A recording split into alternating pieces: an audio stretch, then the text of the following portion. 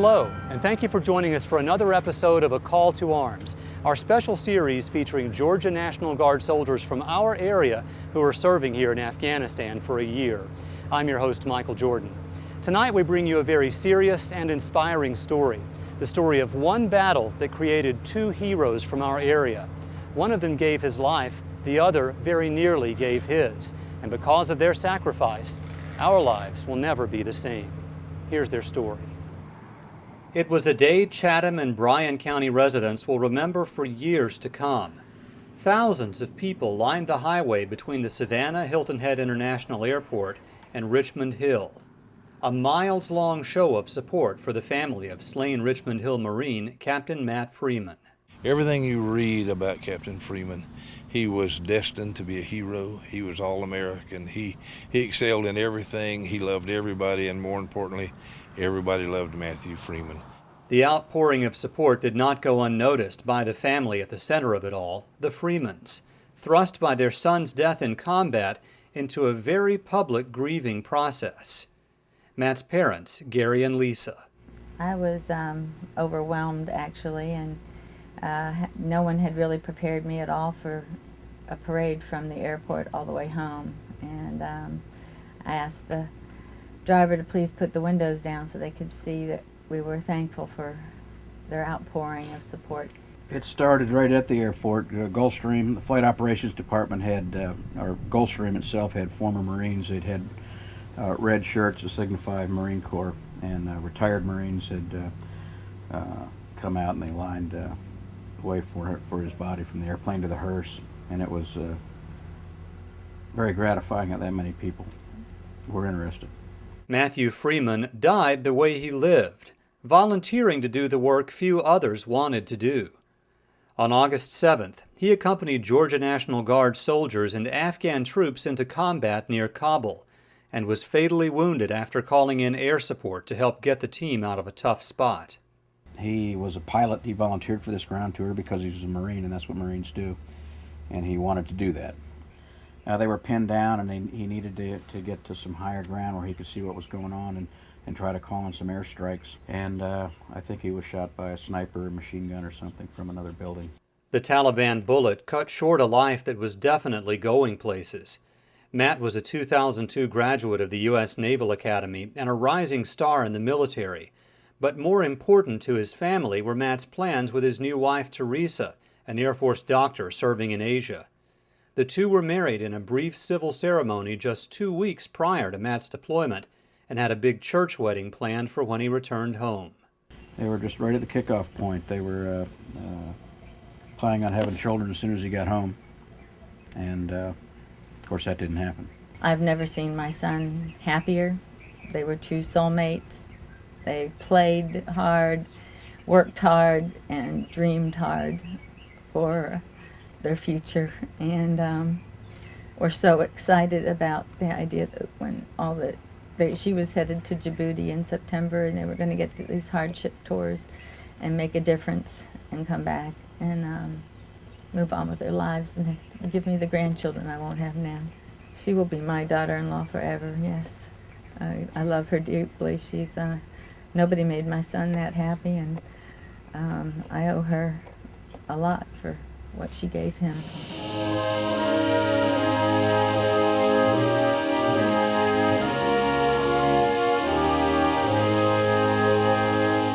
Matt's funeral in Richmond Hill was followed by another at the Naval Academy in Annapolis, Maryland, his alma mater and his father's. Now Matt's ashes rest in the columbarium at this place so near to his heart.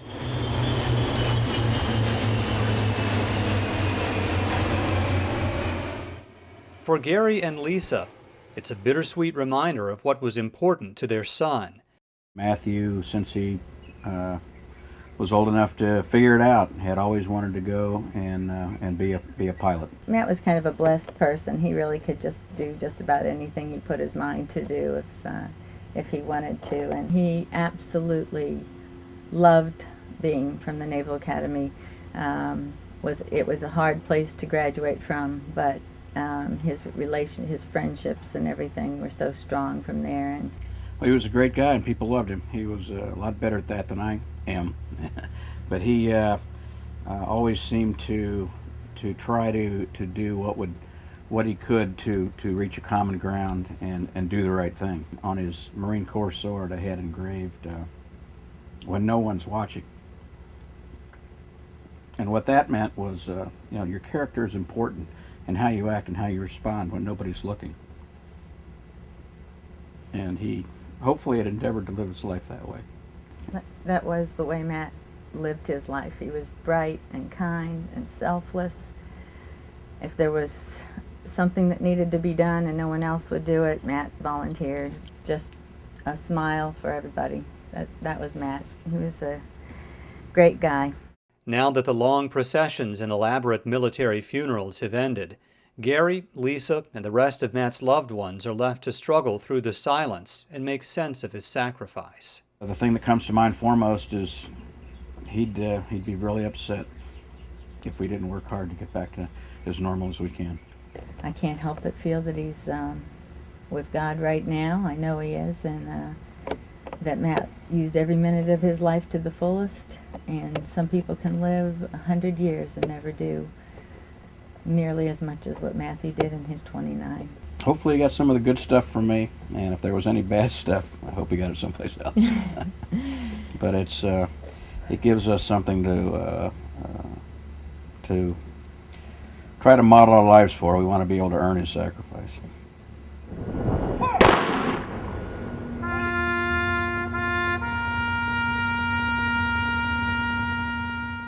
On the other side of the world, the Marines who served with Matt Freeman paused to remember his sacrifice as well. We're going to do it because he did his job and he died for something. We're going to do the best that we can to honor that memory. We'll take you to the memorial service at Camp Black Horse in Afghanistan after this short break. Plus, find out how Boy Scouts in Richmond Hill have joined forces with Afghanistan-bound soldiers at Hunter Army Airfield to fulfill Matt's last wish. A Call to Arms continues right after this.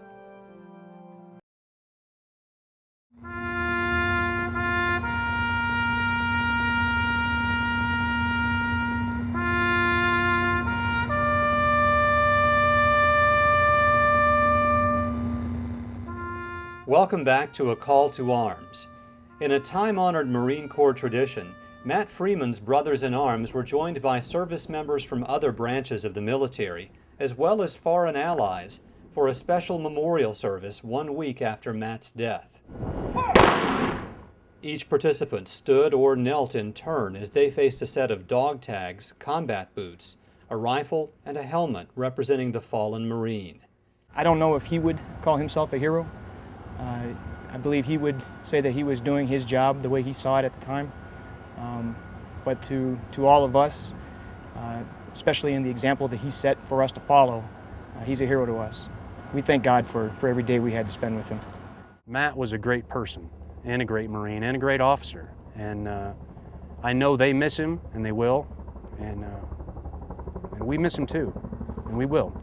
But we're going to do our job over here, We're going to do it because he did his job and he died for something. We're going to do the best that we can to honor that memory.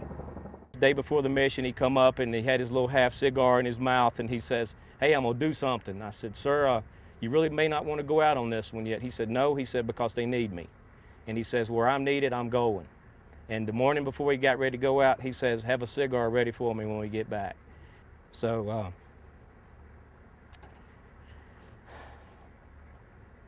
as a Marine, it hurts, but I know I'll see him again one day. So to the Freeman family, thank you for sharing your son and your husband, your brother, and all with us. He will greatly be missed. Now, local Boy Scouts are helping fulfill Matt's last wish, expressed in his final phone conversation with his mother, Lisa, to collect school supplies for children in the area where he worked before he died. This is really important to Boy Scouts as a whole because he was an Eagle Scout, and Eagle Scouts have been raised to do their best and help out the world, and we just want to help out Matt's dream and help him out in giving donations to foreign countries.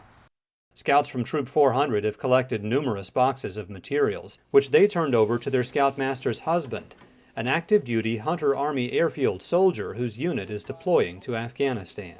Every week I go down there, there's another 4 or 5 boxes, 6 boxes of school supplies to come in. Everyone involved says it's a fitting way to honor the life that was cut short in Afghanistan on August 7th. This is what he loved, this is what he wanted. But the story of heroism that began in Afghanistan didn't end on that August day. It continues here in Washington, D.C. at Walter Reed Army Medical Center, where the family of one of Georgia's wounded warriors works to heal him. That's it. Attaboy. When we come back, meet a Georgia Guard soldier who shows that real courage is required long after you leave the battlefield. The call to arms continues right after this.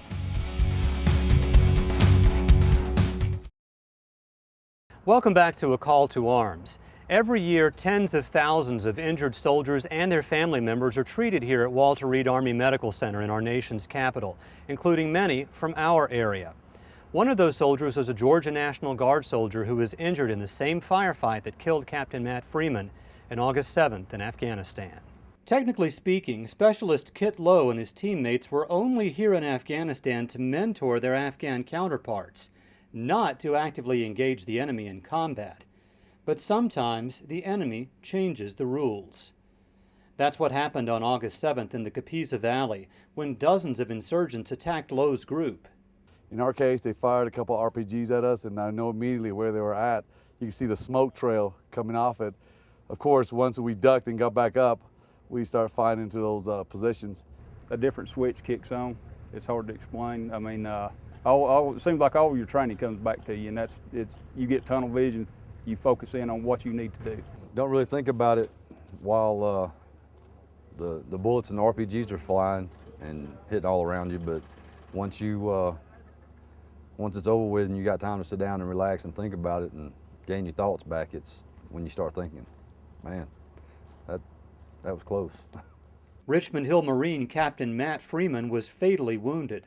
When Lowe realized the medic treating Freeman was in danger, he placed himself in harm's way and saved the medic's life, taking a bullet in the leg himself. Doc Evans was sitting up trying to work on him, but he was making a huge silhouette of himself, and you could see Captain Freeman was laying there non-responsive. So as I was trying to grab a hold of Captain Freeman because I wanted Doc Evans to lay down fire support for me, I was shot and I grabbed a hold of Doc Evans on top of me, and we fell about 7 to 8 feet to the ground. The pain in Kit's leg was excruciating, and he actually had to block the flow of blood by plugging the wound with his finger until medics could apply a tourniquet and get him aboard a chopper for a flight out of the combat zone. Kit received his first Purple Heart from the top Georgia Guard General and Command Sergeant Major in Afghanistan, while his teammates received combat action decorations for their roles in the day's battle. They all exemplified, Army values, our Rough Rider cavalry spirit, and performed heroically, calm under fire, and their actions led to success that day. Kit received a second Purple Heart, given to him personally by Matt Freeman's widow, Teresa, during Freeman's memorial service at the Naval Academy. Good job. Remember to breathe. For Kit, courage is redefined every day as he undergoes rigorous treatment at Walter Reed Army Medical Center. Nerves going to my foot were severed, and so my nerves are misfiring, and so that's just constant pain, and I have to be on high doses of certain nerve drugs to keep it to where then a tolerable thing for me. The most intense and exhausting part of Kit's regimen takes place in Walter Reed's Physical Therapy Center, where trainers have designed a demanding program aimed at regaining the use of Kit's wounded leg. You kind of have to match your approach to different types of patients, and I kind of see that he's kind of the guy that wants to be teased to do more, and if you give him more, he responds to it by doing more, and that's kind of the approach that we've had. Try to push him a little bit beyond what he thought he could do. Through it all, the various specialists work as one to piece this wounded warrior back together. All of the therapists here, all of the doctors here, all of the nurses here, all of the volunteers here are so positive. If you walk away negative, there's something really wrong with your heart and your soul.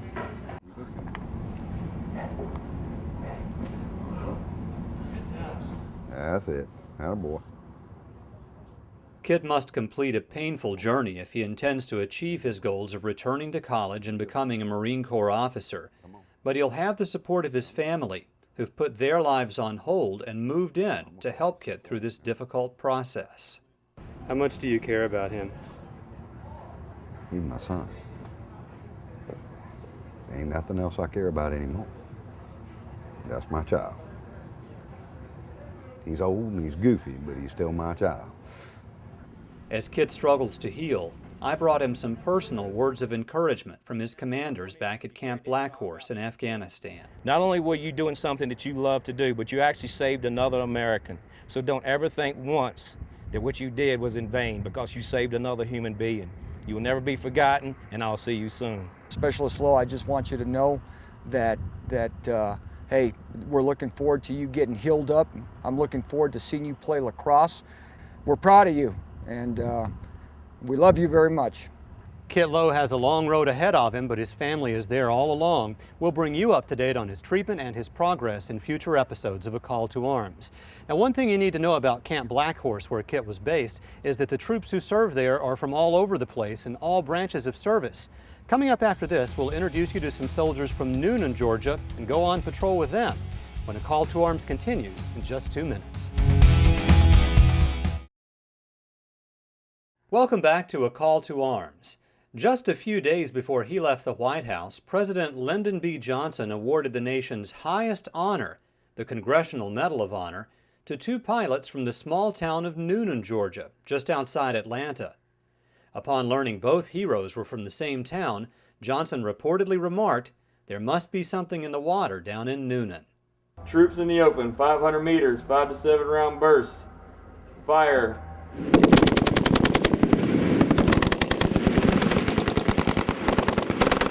Well, I met a new set of heroes from Noonan at Fort Stewart back in March as they trained up for the year-long deployment to Afghanistan.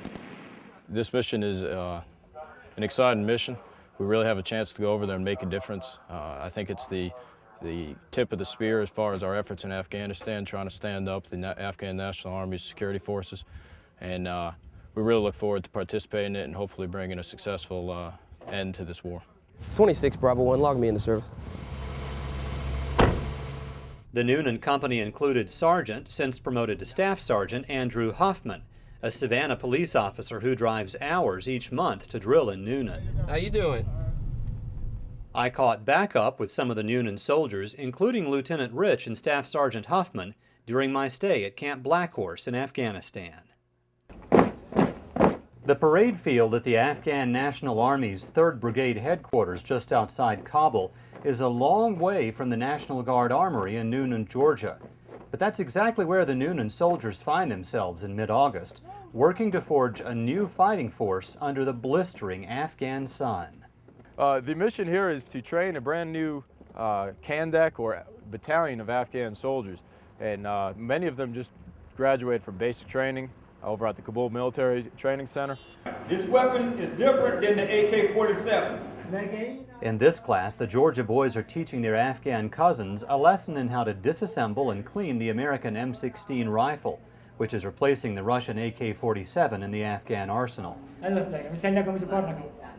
But other lessons are more subtle and can go in both directions. It's exciting because we get to do new things. We get to operate very closely with a different nation. We get to learn their cultures and how they operate. And these people here have been fighting for, eons.